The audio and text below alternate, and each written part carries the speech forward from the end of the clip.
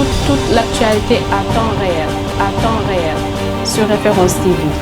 Référence TV, la chaîne de l'innovation. Oui, voilà, je gère un département qui a en charge un certain nombre de segments, tels que l'éducation, l'enseignement supérieur, le patrimoine, les questions pour les affaires sociales, les questions humanitaires, les questions de sécurité, de drogue. D'une manière générale, tout ce qui renvoie aux questions de développement et du capital humain. Mais de manière précise, nous avons un axe qui est extrêmement important, c'est la question de la CEDEAO des peuples, où nous avons en charge les femmes, les jeunes et la société civile. Et je suis venue en mission technique auprès d'un de nos mécanismes, qui est le centre genre de la CEDEAO, qui se trouve à Dakar, mais qui est le mécanisme pour la CEDEAO d'une manière générale, pour mettre en œuvre sa politique genre à travers l'ensemble des 15 États membres. Et nous sommes venus donc travailler avec le centre parce qu'on vient d'accueillir la nouvelle directrice qui vient d'arriver, qui est ici à ma gauche, Madame Sandra Olaté. Et nous avons ensemble décidé de lancer cette consultation avec les femmes d'une part et la société civile d'autre, parce que le mandat et la mission du centre genre, c'est de s'occuper des questions d'égalité du genre. Et l'essentiel pour nous, c'est de venir leur exposer quelles sont les visions, quels sont les centres d'intérêt, quelles sont les zones d'intervention, et en même temps, donc, avec cette offre-là, regarde aussi quelle est la demande des organisations féminines qui sont ici sur place au Sénégal. L'information nous permettra de cheminer ensemble, et ceci en accord avec le ministère en charge des questions de femmes et d'égalité des genres ici au Sénégal, le ministère de la Famille, de la Femme, de la Promotion et de l'Enfance. Donc nous allons ensemble lancer cette consultation ici d'abord au Sénégal, mais nous le ferons dans les 15 États membres, parce que la CEDEAO est certes implantée, le centre genre plutôt est certes implanté à Dakar, mais il a comme mission de s'occuper des préoccupations de l'ensemble des pays qui sont concernés. Et cette première, c'est vrai que les organisations de la société civile n'ont pas l'habitude, en tout cas avec l'institution sous-régionale, de ce type d'activité. Mais c'est tout à fait naturel pour nous. En tant que chercheurs, nous savons qu'on ne peut pas aller de l'avant si nous n'avons pas une bonne situation de référence, si nous n'avons pas ensemble dégagé sur quoi nous pouvons travailler et sur quoi nous pouvons cheminer. Et cela nous permettra d'élargir notre base, de travailler avec des organisations spécialisées sur les différents segments sur lesquels nous travaillons. Et nous pensons qu'à l'issue de cette journée de consultation, il en sortira en tout cas des orientations qui permettront au centre genre, qui fait déjà un excellent travail depuis qu'il est implanté ici, mais qui va connaître une nouvelle dynamique avec l'arrivée de sa directrice, parce qu'il y avait une léthargie faute d'une personne à la tête du management. Nous pensons que ce travail était un travail important que nous lançons aujourd'hui. Ça nous donnera les éléments qui nous permettront de construire ensemble, avec l'ensemble des organisations de femmes du Sénégal, des axes d'action sur lesquels chacun pourra s'y retrouver, et de la manière la plus large possible, parce que ce que nous prenons, c'est l'inclusion. Et c'est ça, c'est au nom de l'inclusion que tout le monde est convié à venir prendre part à cette réflexion. Et l'après-midi, nous le ferons avec les organisations de la société civile, qui est aussi une autre spécialité, parce que là, en ce moment, nous rencontrons aussi des hommes et des femmes. Si ce matin, c'est essentiellement des femmes, l'après-midi, ça va être les hommes et les femmes.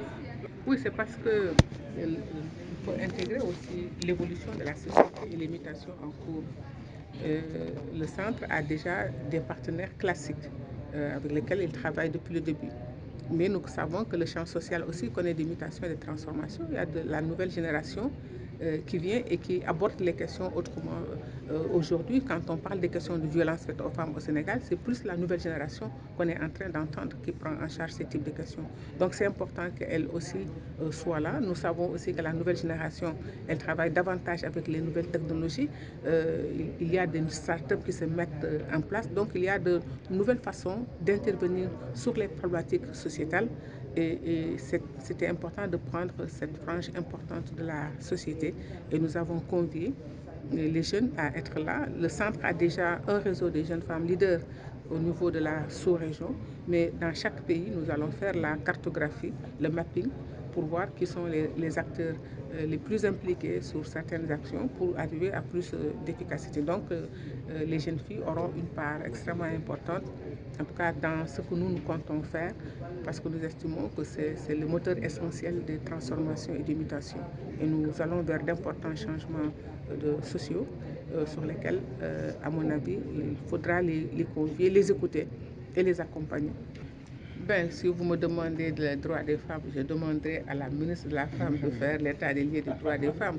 Moi, je me situe au niveau de la communauté et nous allons avoir des systèmes de monitoring qui nous permettront de comparer les états d'avancement des uns et des autres par rapport à telle et telle question. Et notre rôle, c'est à partir de ces outils, de ces indicateurs dont nous disposons, d'accompagner les pays qui en ont besoin pour accélérer tel ou tel. Parce que chaque pays a des avancées.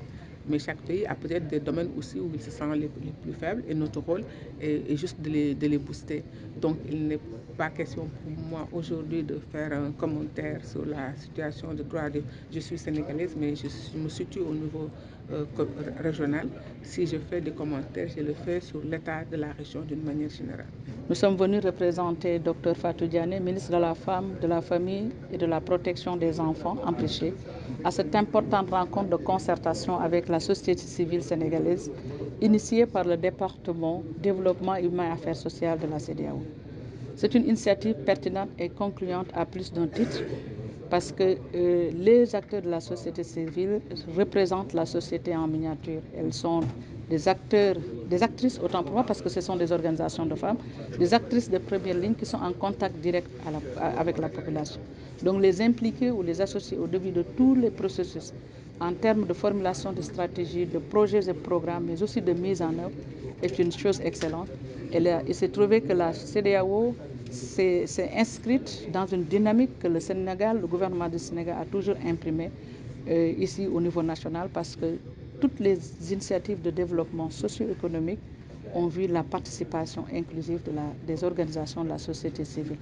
Et c'est à ce titre que le ministre de la Femme, de la Famille et de la Protection des enfants nous a envoyé pour les accompagner, mais pour livrer son message de soutien, d'engagement à les accompagner, mais aussi leur montrer tout l'intérêt que le gouvernement porte à cette initiative et que leur apport dans la conduite des missions du département est et restera décisif sur tous les plans.